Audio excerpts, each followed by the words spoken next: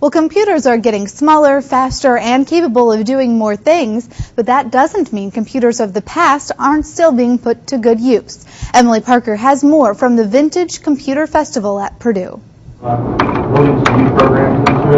Self-proclaimed computer geeks are showing off their prized possessions. Favorite thing that I would have would be probably the MITS Altair.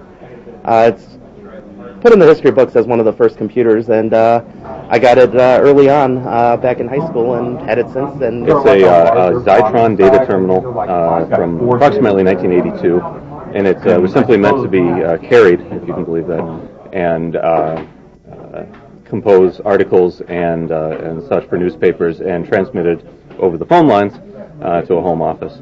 Collectors from across the Midwest are at Purdue this weekend for the Vintage Computer Festival. For them, what was one person's junk is their treasure.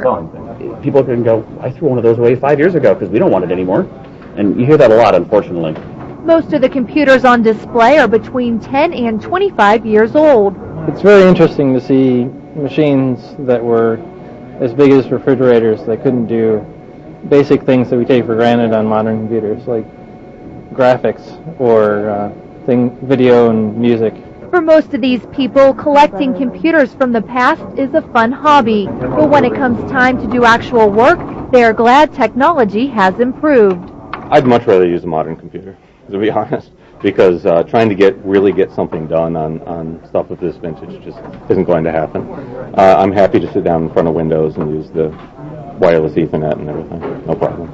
This is the third year the Vintage Computer Festival has been held at Purdue. Emily Parker, News Channel 18. And there's still time for you to attend the Vintage Computer Festival. It continues tomorrow in room 218 of the Stewart Center at Purdue. The event features speakers from 11 a.m. until 2 p.m., followed by exhibits that run until 5 p.m. The cost is $5 per person.